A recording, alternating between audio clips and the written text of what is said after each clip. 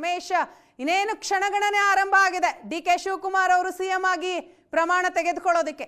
So ಅದಕ್ಕೂ ಮುನ್ನ ಏನೆಲ್ಲ ಸಿದ್ಧತೆಗಳು ನಡೀತಾ ಇದೆ ಅನ್ನೋದು ಒಂದು ಪ್ರಶ್ನೆ. ಆದರೆ ಮತ್ತೊಂದು, ಈ ಬಾರಿ ಡಿ.ಕೆ.ಶಿ ಅವರು ಪ್ರಮಾಣ ವಚನವನ್ನ ಸ್ವೀಕಾರ ಮಾಡೋದು ಬೇರೆ ದಿಕ್ಕಿನಿಂದ ಅನ್ನುವಂತಹ ಮಾಹಿತಿ. ಏನ್ ಡೀಟೇಲ್ಸ್ ಇದೆ? ಬೆನ್ನು ತಟ್ಟಿ ಶಕ್ತಿಯನ್ನ ತುಂಬಿ ಮುಂದೆ ನಡಿಲಿಕ್ಕೆ ಡಿ.ಕೆ. ಶಿವಕುಮಾರ್ ಸಿಎಂ ಆಗಿ ಪದಗ್ರಹಣಕ್ಕೆ ಇನ್ನೇನು 2 ಗಂಟೆ ಸಮಯ ಇರುವಂತದ್ದು. ಈಗಾಗಲೇ ರಾಜಭವನ ಲೋಕಭವನದ ಮುಂಭಾಗದಲ್ಲಿ ನಾವು ನೋಡಬಹುದು ಸಾಕಷ್ಟು ಸಿದ್ಧತೆಗಳು ಮಾಡಿಕೊಳ್ಳಲಾಗಿದೆ. ಈಗಾಗಲೇ ಪೊಲೀಸರು ಸಾಕಷ್ಟು ಸಿದ್ಧತೆಗಳನ್ನು ಮಾಡ್ಕೊಂಡಿದ್ದಾರೆ. ಜೊತೆಗೆ ಈಗಾಗಲೇ ಡಿಗ್ನಿಟರೀಸ್ ಅಂದ್ರೆ ಅತಿಥಿಗಳೇನಿದ್ದಾರೆ ಅವರೆಲ್ಲರೂ ಕೂಡ ಬರ್ತಾ ಇದ್ದಾರೆ. ಮತ್ತೆ ಈಗೇನು ಕೆಲವರಿಗೆ VIP ಪಾಸ್ಗಳನ್ನ ಮತ್ತೆ ಡಿಗ್ನಿಟರಿ ಪಾಸ್ಗಳನ್ನ ಕೊಡಲಾಗಿತ್ತು, ಅವರೆಲ್ಲರೂ ಕೂಡ ರಾಜಭವನಕ್ಕೆ ಬರುವಂತ ಕೆಲಸಗಳನ್ನ ಮಾಡ್ತಾ ಇರುವಂತದ್ದು. ಮತ್ತೆ ನಾವೀಗೇನು ಲೋಕಭವನದ ಮುಂಭಾಗದಲ್ಲಿ ನೋಡ್ತಾ ಇದ್ವಿ, ಪೊಲೀಸ್ ಸರ್ಪಗಾವಲು ಇದೆ. ಸೊ ಈಗಾಗಲೇ ವೆಹಿಕಲ್ಗಳು ನೋಡ್ತಾ ಇದ್ವಿ. ಯಾರ್ಯಾರಿಗೆ VVIP ಪಾಸ್ಗಳನ್ನ ನೀಡಲಾಗಿದೆ ಅವರೆಲ್ಲರೂ ಕೂಡ ಬರ್ತಾ ಇದ್ದಾರೆ. 4 ಗಂಟೆ 5 ನಿಮಿಷಕ್ಕೆ ಸರಿಯಾಗಿ ಡಿ.ಕೆ. ಶಿವಕುಮಾರ್ ಮತ್ತೆ ಅವರ ಜೊತೆಗೆ ಅವರ ಕ್ಯಾಬಿನೆಟ್ನ ಸಚಿವರು ಪದಗ್ರಹಣವನ್ನ ತಗೊಳ್ಕೆ ಕಾಯ್ತಾ ಇರುವಂತದ್ದು. ಈಗ ರಾಜಭವನದ ಮುಂಭಾಗದ ಜನರು ನೋಡಿದ್ರೆ ಇಲ್ಲಿ ಕೂಡ ಸಾಕಷ್ಟು ಜನರು ಸೇರುವಂತಹ ಸಾಧ್ಯತೆಗಳು ಇರುವಂತದ್ದು. ಮತ್ತೆ ಈ ಒಂದು ರಸ್ತೆಯಲ್ಲಿ 2-3 LED ಈಗಾಗಲೇ ಅಳವಡಿಕೆ ಮಾಡಿರುವಂತಹದ್ದು. ಇಲ್ಲಿ ಸೇರುವಂತಹ ಸಾಕಷ್ಟು ಜನರು ಏನು ಬರ್ತಾರೆ ಅವರು ಅಂದ್ರೆ ಒಳಗಡೆ ಪ್ರವೇಶ ಇಲ್ಲದೆ ಇರೋರು ಕೂಡ LED ಮೂಲಕ ಪದಗ್ರಹಣದ ಒಂದು ಕಾರ್ಯಕ್ರಮವನ್ನ ನೋಡ್ಲಿಕ್ಕೆ ಅವಕಾಶಗಳನ್ನ ಮಾಡಿಕೊಟ್ಟಿರುವಂತಹದ್ದು. ಮತ್ತೆ ಇನ್ನೊಂದಷ್ಟು ಜನರು ಬರ್ತಿದ್ದಾರೆ. ಅವ್ರನ್ನ ಅಂದ್ರೆ ತಿಮ್ಮಯ್ಯ ಸರ್ಕಲ್ನಲ್ಲಿ ಅವರು ವೆಹಿಕಲ್ಗಳನ್ನ ಡ್ರಾಪ್ ಮಾಡಲಾಗುತ್ತೆ. ಅಲ್ಲಿಂದ ಕೆಲವ್ರನ್ನ ಅಲ್ಲಿ ಕರ್ಕೊಂಡು ಬಂದು ಲೋಕಭವನದ ಮುಂದೆ ಬಿಡುವಂತ ಕೆಲಸಗಳನ್ನ ಮಾಡ್ತಾ ಇರುವಂತದ್ದು. ಒಳಗಡೆ ಕೂಡ ಸಾಕಷ್ಟು ಸಿದ್ಧತೆಗಳನ್ನ ಮಾಡ್ಕೊಳ್ಳಲಾಗಿರುವಂತದ್ದು. ಅಂದ್ರೆ ಡಿ.ಕೆ. ಶಿವಕುಮಾರ್ ಏನು ಸೂಚನೆಯನ್ನು ಕೊಟ್ಟಿದ್ದಾರೆ ಆ ಸೂಚನೆಯ ಮೇರೆಗೆ ಸಾಮಾನ್ಯವಾಗಿ ಇಲ್ಲಿವರೆಗೆ ರಾಜಭವನದಲ್ಲಿ ಸಾಕಷ್ಟು ಪದಗ್ರಹಣ ಕಾರ್ಯಕ್ರಮಗಳನ್ನ ನಾವು ನೋಡಿದ್ವಿ. ಎಲ್ಲವೂ ಕೂಡ ವೇದಿಕೆ ಪಶ್ಚಿಮಾಭಿಮುಖವಾಗಿ ಇರ್ತಾ ಇತ್ತು. ಆದ್ರೆ ಈ ಬಾರಿ ಡಿ.ಕೆ. ಶಿವಕುಮಾರ್ ಸೂಚಿಸಿರುವ ರೀತಿಯಲ್ಲಿ ಅವರು ಪೂರ್ವಾಭಿಮುಖವಾಗಿ ನಿಂತು ಒಂದು ಪದಗ್ರಹಣವನ್ನು ತೆಗೆದುಕೊಳ್ಳಿಕ್ಕೆ ಏನೋ ಒಂದು ಆಸೆಯನ್ನು ವ್ಯಕ್ತಪಡಿಸಿದ್ರು ಮತ್ತೆ ಆ ರೀತಿ ಸೂಚನೆ ಕೊಟ್ಟಿದ್ರು ರಾಜಭವನಕ್ಕೆ. ಸೊ ಆ ಒಂದು ನೆಲೆಯಲ್ಲಿ ಲೋಕಭವನದ ಅಧಿಕಾರಿಗಳು ಕೂಡ ಡಿ.ಕೆ. ಶಿವಕುಮಾರ್ ಅವರ ಸೂಚನೆ ಮೇರೆಗೆ ಒಳಗೆ ಎಲ್ಲ ರೀತಿ ಸಿದ್ಧತೆಯನ್ನು ಮಾಡಿಕೊಳ್ಳಲಾಗಿರುವಂತದ್ದು.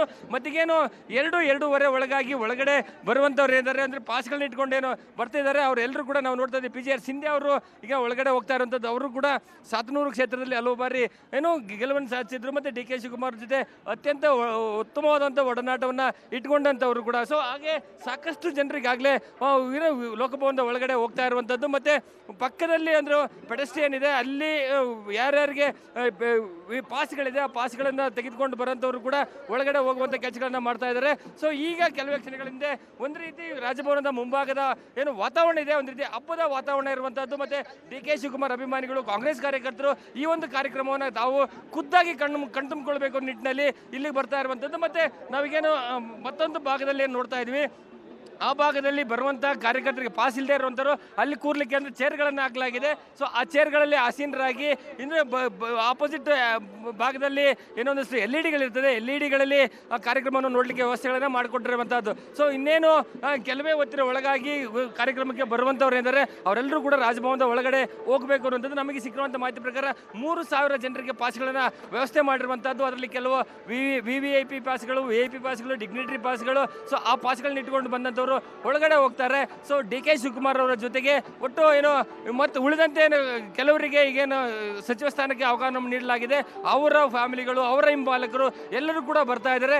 ಇದು ಎಲ್ಲ ಒಂದು ಕಡೆ ಕನಸಿನ ದಿನ ಡಿ.ಕೆ. ಶಿವಕುಮಾರ್ ಅವರಿಗೆ ಸಾಕಾರ ಆಗ್ತಾ ಇರುವಂತದ್ದು. ಇಂತಹ ಕಾರ್ಯಕ್ರಮವನ್ನ ನೋಡಬೇಕು ಅನ್ನೋ ನಿಟ್ಟಿನಲ್ಲಿ ಡಿ.ಕೆ. ಶಿವಕುಮಾರ್ ಇಷ್ಟಪಡುವಂತ ಸಾಕಷ್ಟು ಜನ ಸಾವಿರಾರು ಕಾರ್ಯಕರ್ತರಿಗಾಗಲೇ ರಾಜಭವನದ ಕಡೆ ಬರ್ತಿದ್ದಾರೆ. ಕೆಲವರಿಗೆ ಪಾಸ್ ಸಿಗ್ತಾರೆ ಒಳಗೆ ಹೋದ್ರೆ, ಇನ್ನು ಕೆಲವರು ಕೂಡ ಹೊರಗಡೆಯೇ ನಿಂತು LED ಮೂಲಕ ಕಾರ್ಯಕ್ರಮವನ್ನು ನೋಡಬೇಕು ಅನ್ನುವಂಥದ್ದು. ಮತ್ತೆ ಇಂತಹ ಒಂದು ಘಟನೆ ಅಂದ್ರೆ ಇಂತಹ ಕಾರ್ಯಕ್ರಮಕ್ಕೆ ಪೊಲೀಸರು ಕೂಡ ಸಾಕಷ್ಟು ಸಿದ್ಧತೆಗಳನ್ನ ಮಾಡ್ಕೊಂಡಿದ್ದಾರೆ. ಯಾವಾಗ 3ನೇ ತಾರೀಕು 4 ಗಂಟೆ 5 ನಿಮಿಷಕ್ಕೆ ಕಾರ್ಯಕ್ರಮ ರಾಜಭವನದಲ್ಲಿ ಅನ್ನುವಂಥದ್ದು ಫಿಕ್ಸ್ ಆಯಿತು, ಆ ಕ್ಷಣದಿಂದ ಕೂಡ ಬೆಂಗಳೂರು ಪೊಲೀಸರು ಎಲ್ಲ ರೀತಿಯ ಸಿದ್ಧತೆಗಳನ್ನ ಮಾಡಿಕೊಂಡ್ರು. ಸೊ ಯಾವುದೇ ರೀತಿ ಅಂದರೆ ಚಿನ್ನಸ್ವಾಮಿ ಏನು ಸ್ಟೇಡಿಯಂ ಬಳಿ ಕಳೆದ ವರ್ಷದ ಕಹಿ ಘಟನೆ ಇದೆ, ಅಂತಹ ಯಾವುದೇ ಒಂದು ಅಹಿತಕರ ಘಟನೆಗಳಿಗೆ ಮತ್ತೆ ಅವ್ಯವಸ್ಥೆಗಳಿಗೆ ಕಾರಣ ಆಗ್ಬೋದು ನಿಟ್ಟಿನಲ್ಲಿ ತುಂಬಾ ನೀಟಾಗಿ ಒಂದು ಸೆಕ್ಟರ್ ವೈಸ್ ಅಧಿಕಾರಿಗಳು ಒಂದು ಜವಾಬ್ದಾರಿ ತೆಗೆದುಕೊಂಡು ಅಲ್ಲಿ ಏನು ವ್ಯವಸ್ಥೆಗಳನ್ನ ಮಾಡ್ಕೊಂಡಿರುವಂತಹದ್ದು.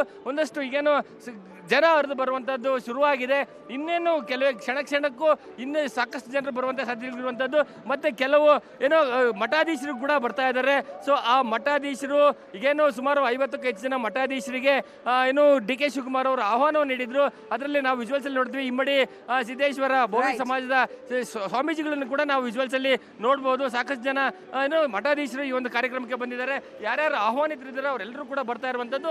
ಇಲ್ಲಿ ಕ್ಷಣಕ್ಕೂ ರಾಜಭವನದ ವಿಧಾನಸೌಧದ ಸುತ್ತಮುತ್ತಲಿನ ವಾತಾವರಣ ಇದೆ, ಒಂದು ರೀತಿ ಹಬ್ಬದ ವಾತಾವರಣ ಇದೆ. ಡಿ ಕೆ ಶಿವಕುಮಾರ್ ಸಿಎಂ ಆಗಿ ಪದಗ್ರಹಣವನ್ನು ತೆಗೆದುಕೊಳ್ಳುವಂಥ ಕಾರ್ಯಕ್ರಮವನ್ನು ಕಣ್ತುಂಬಿಕೊಳ್ಬೇಕು ಅಂತೇಳಿ ಸಾಕಷ್ಟು ಜನರಿಗೆ ಬರ್ತಾ ಇರುವಂಥದ್ದು. ಸೊ 4:05 ಸರಿಯಾಗಿ ಕಾರ್ಯಕ್ರಮ ಆಗುತ್ತೆ. ಅಷ್ಟೊತ್ತಿಗೆ ಯಾರ್ಯಾರೆಲ್ಲ ಒಳಗೆ ಹೋಗಬೇಕು ಅವರಿಗೆ ಒಳಗಡೆ ಹೋಗ್ಲಿಕ್ಕೆ ಕಳಿಸ್ಲಿಕ್ಕೆ ಸಿದ್ಧತೆಯನ್ನು ಅಂದರೆ ಎಲ್ಲ ರೀತಿಯಾದಂಥ ಸುವ್ಯವಸ್ಥಿತವಾಗಿ ಒಳಗಡೆ ಕಾರ್ಯಕ್ರಮ ನಡೆಸಬೇಕು ನಿಟ್ಟಿನಲ್ಲಿ ರಾಜಭವನದ ಸಿಬ್ಬಂದಿ, DPR ಸಿಬ್ಬಂದಿ ಮತ್ತೆ ಪೊಲೀಸ್ ಸಿಬ್ಬಂದಿ ಒಂದಷ್ಟು ಕೆಲಸವನ್ನ ಮಾಡ್ತಾ ಇರುವಂಥದ್ದು ಸ್ಪಷ್ಟವಾಗಿ ಗೊತ್ತಾಗ್ತಾ ಇದೆ. Veena, yes, thank you Ramesh. ಮುಂದಿನ ಹಂತದಲ್ಲಿ ಮತ್ತಷ್ಟು ಅಪ್ಡೇಟ್ ಅನ್ನ ನಿಮ್ಮಿಂದ ಪಡಿತಾ ಹೋಗ್ತೀನಿ.